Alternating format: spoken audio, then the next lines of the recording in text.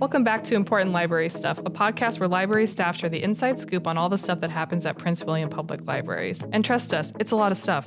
I'm your host, Emily Bickers, media specialist from the Office of Communications and Marketing, and I am joined each episode by fellow staff members who know a lot more on each episode's topic than I do. Today, I'll be chatting about our resources and programs for older adults with Greer Helms. Hello. The manager of Lake Ridge Library, and Joanna Ward, a library technician at Lake Ridge Library. Hi. Thanks for joining me. Thanks for having us. What are your 3 favorite books? Well, I have a lot, and I feel like anytime somebody asks me this question, I give a different answer because it's always changing and evolving. But usually my favorites tend to be books that I want to share with friends and family and coworkers or purchase to keep on my shelf. So recently that has been 100 Days of Believing Bigger, which is it's a devotional journal here in the library system. And I loved it so much that I bought my own copy and gave it to friends and family. And it's something that as I was reading it through, I thought I would come back to this in different seasons of life and enjoy it for lots of different reasons. And then I'm usually a mystery thriller girl, so whenever people are asking me for one, I try to think of which one just blew me away and was different than anything else, and that was one by John Mars called The One, and just really creative. It focused on the concept of a genetics company identifying the gene that pairs soulmates, and it just goes fabulously awry. There's a little bit of romance, but there's also a lot of twists and turns along the way and chaos and calamity, so I loved that. And then the third, because I feel like we have a lot of historical fiction fans that come into our branch, and I also enjoy that. The third for me lately has been The Chilbury Ladies Choir, which is by Jennifer Ryan. And I loved it not just because of the actual book itself, but the audio was so fantastic. It had lots of different actors and actresses reading that, and it brought everybody to life. So especially if you like World War II historical fiction, that's a good one. I'm one of those historical fiction fans that you were talking about. Like you, I had trouble trying to narrow it down. So I kind of went through most recently what I read that I liked the best. And I chose The Invisible Life of Addie LaRue, more of a darker romance, which is nice occasionally. I don't know that I would want to read that all the time, but once in a while you're in the mood.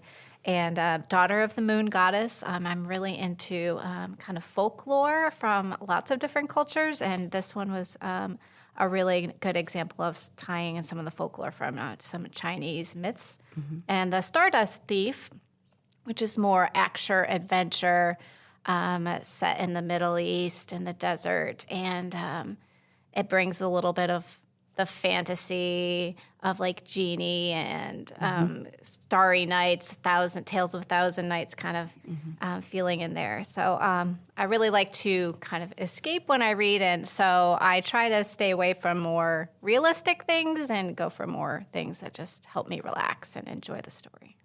That's awesome. Thanks so much for sharing. This episode's title, A Tale of Two Older Adults, is of course a play on Charles Dickens' book, A Tale of Two Cities. But we're going to look at what the library can offer the older adult who is prioritizing exercising the brain and body as they age. So let's start with the brain. What resources does the library offer to keep it active? Oh, they offer a lot, actually. But I would say the first thing we offer is a chance to socialize with other staff and each other as they come in or browsing. We have lots of newspapers and magazines to fulfill a wide range of interests they might have. And we have a lot of programming that can aid them in finding information about the community, like social services, as well as arts and crafts, and just really depends on what interests they have. We have adult learning tablets, which have brain games and language learning. A lot of branches are starting to have puzzles in-house like Lake Ridge does to keep people thinking about where all those corner pieces are. Yeah, the bigger puzzles, not just the kid ones. Yeah. The bigger. And then we offer resources like the Blueboard Tour magazines and Prince William Leisure, which gives our community a taste of what else is out there. Bluebird especially for people of an older age group. Yeah, and I think what's great is that there are those elements of continuity where all the branches will have the periodicals, like Joanna was talking about, the magazines and newspapers, and we see people come into our branch and they'll just pick one up and sit down and read for a while right there in our space. But then, of course, you also have the unique elements at different branches. And so whether it's the puzzle that we have and maybe Central, I think, also has one, or the maker spaces that have other ways for people to get in there and play with the different machines and activities. Or even I know places like Manassas City have been offering crossword puzzles and word finds. I mean, there's just usually something unique to each branch, and it's fun to just wander around and see what does every library have to offer.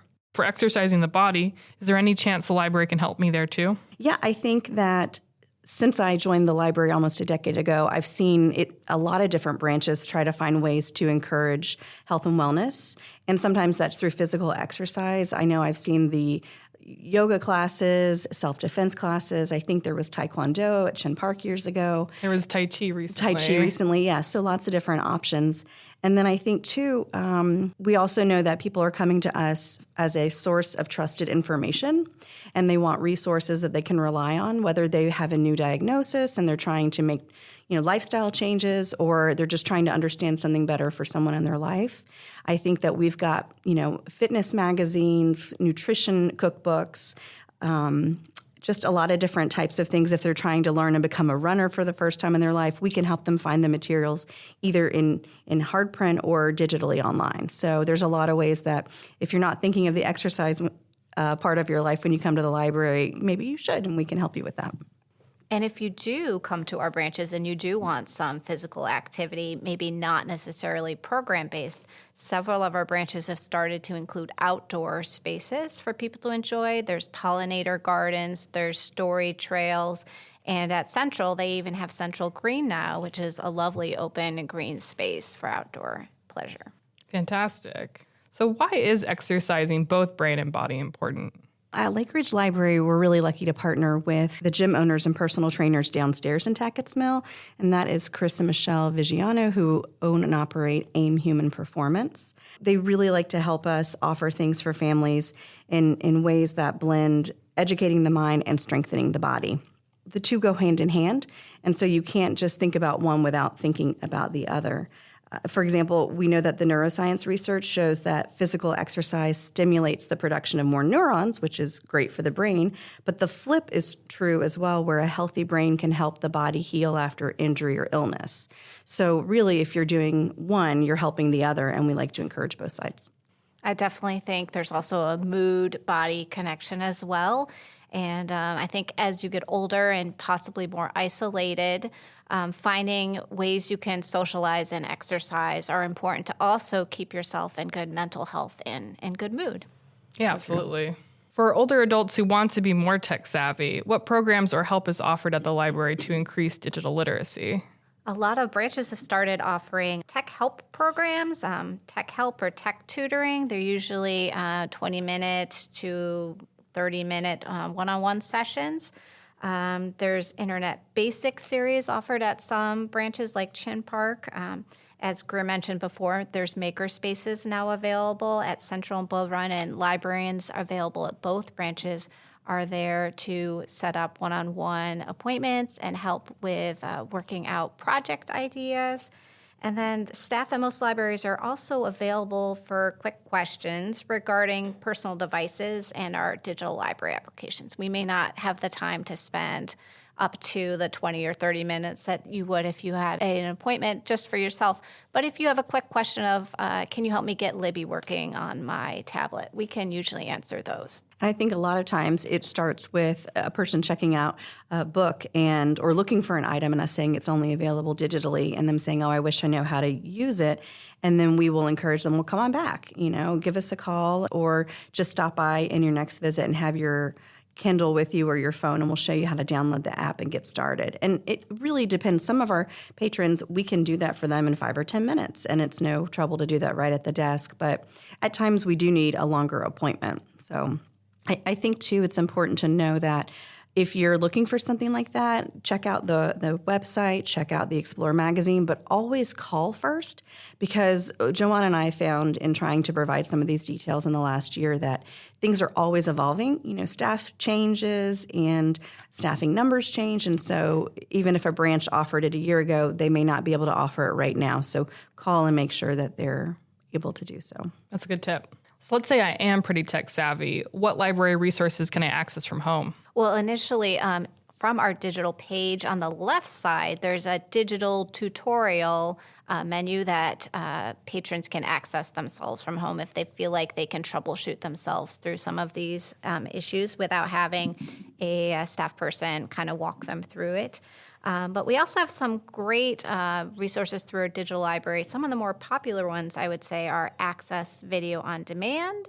That has a lot of content from like PBS, BBC, National Geographic, things like that. There's A to Z Food America. That has lots of different recipes from all over the United States. And then there's also an international version of that for people who are looking for some new ideas for cooking. Consumer Reports, very popular. There's Health and Wellness, which kind of Greer touched on for people who may be interested in looking into more medical information.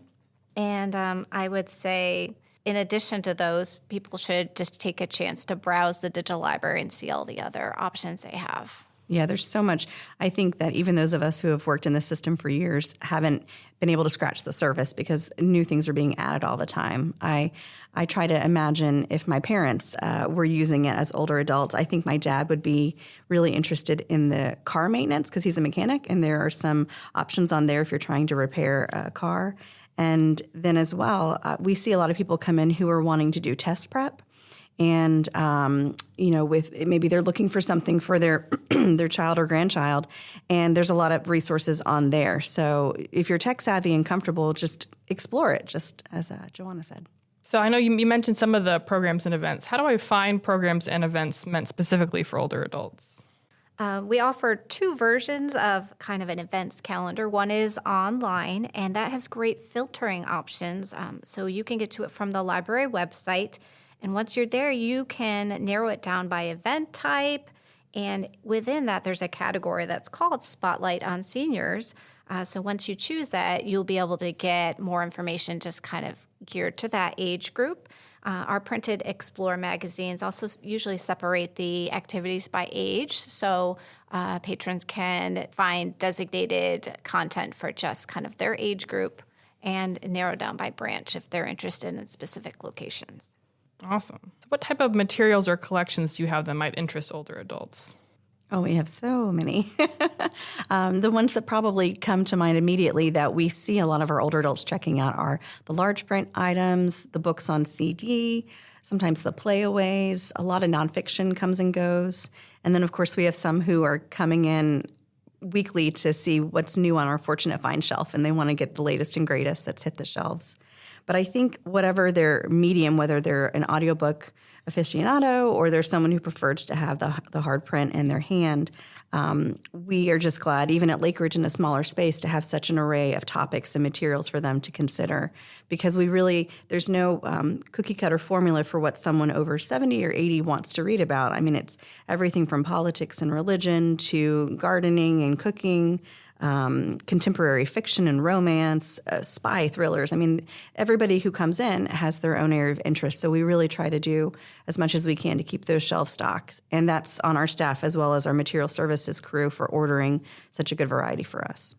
And in addition to the items that we have for people to check out, we have memory kits now, which are reminiscence therapy kits. Usually they are separated into certain categories, but they're there to help people have conversations that are prompted and share information with their family while they still have the memories. And I think it's a great tool for people to interact with each other and to keep that memory brain working. It is. So with our large print books and audiobooks, obviously between the 12 branches and the mobile library, they can be kind of spread out, especially if your local branch is one of the smaller ones. Is there a process to get it sent to your branch? Sure. We are lucky to have a system that shares everything, all of our materials throughout the 12 locations. And so they can either place a hold themselves from home, or they can call or come in during their visit and ask us.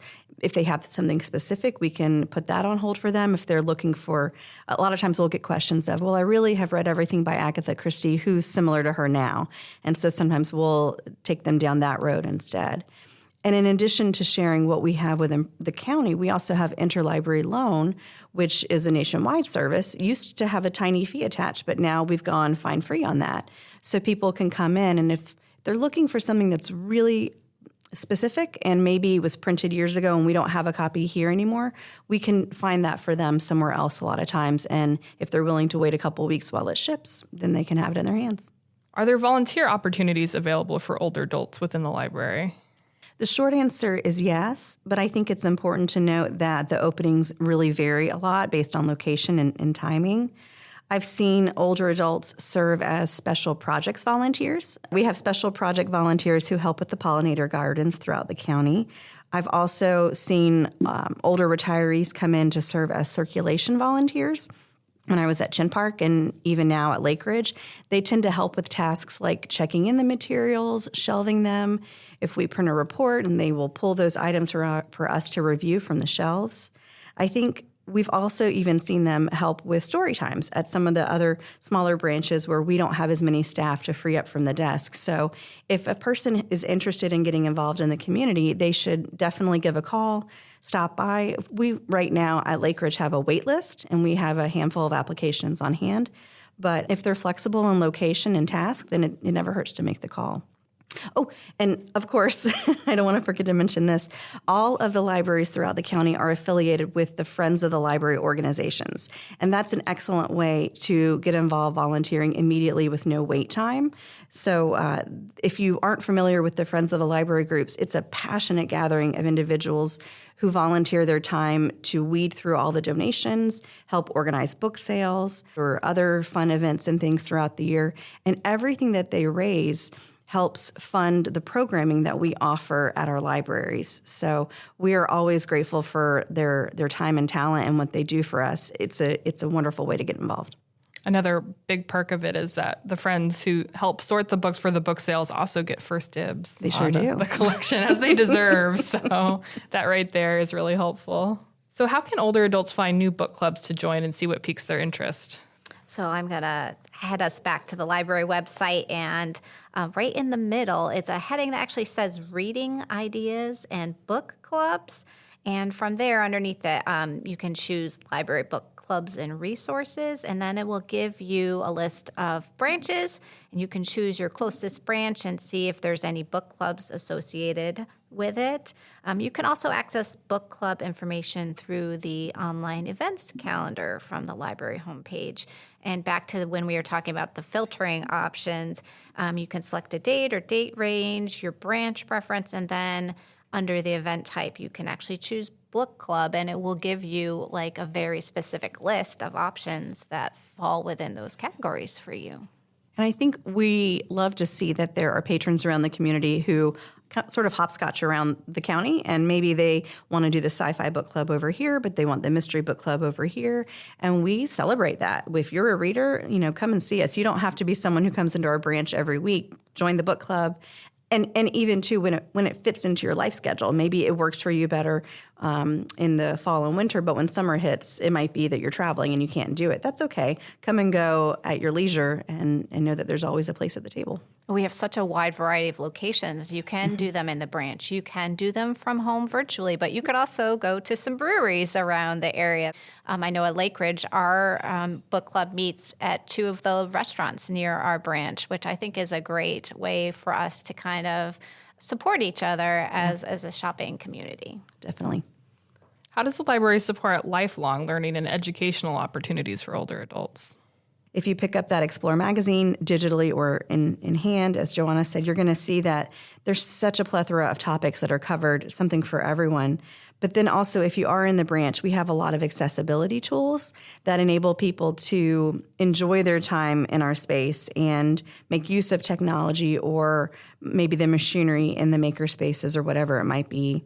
And by volunteering as well, I think it gives people a chance to continue to share their time and talents, give back to the community, and that's an important way as well for them to engage in lifelong learning, giving what they already have, their knowledge, and their areas of expertise too. We also visit our local communities to provide outreach at senior living centers. Sometimes it's the mobile library visiting on behalf of the outreach department. And other times it's staff from branches like Lake Ridge or Chin Park to present on specific topics and educate them on the library system. last month I went to Westminster in Lake Ridge and was able to discuss with them our resources and services, and that led within 24 hours to an invitation to return next month and really do what they're calling a demo day on some of the tools that we've talked about today. So Hoopla, Libby, Playaway, some of these other websites through the digital resources page. I think that that's a part that really is good for that lifelong learning. And if we can bring it to you, not everybody is equally mobile or equally able to get that transportation. Absolutely. So yeah, on that note, are there any special services or accommodations for adults with disabilities?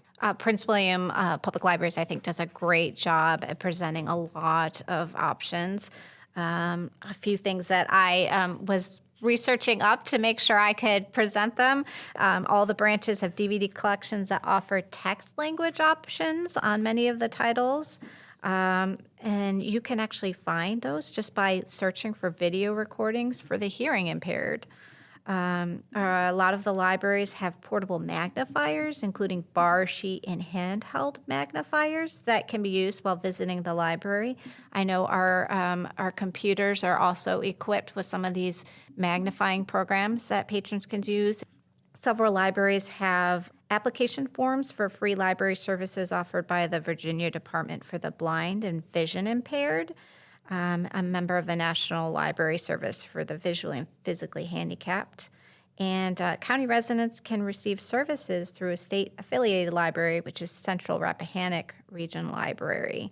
Those kind of materials include cassettes, books and CDs, large print books, braille books, and videos. And as we've touched on, our ebooks available through Libby and Hoopla, depending on the device you're using that on, a lot of the devices allow people to choose their text size. So if you're having trouble reading some of the smaller print in our books and maybe the title you want is available on large print, you can get the ebook version and actually make the text something you're comfortable reading. And we've also started to include, they're called cane seats.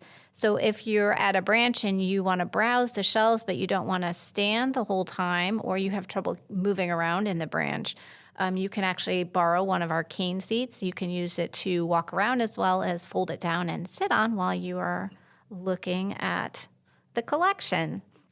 I know during COVID, we were offering curbside pickup, and I think a lot of people assume that kind of went away once the major COVID event kind of went away, but I know a lot of branches still will offer curbside assistance. If anybody has mobility issues, they just need to call the branch ahead of time and give their library card number so a staff member can check the items out and then bring them out to their car.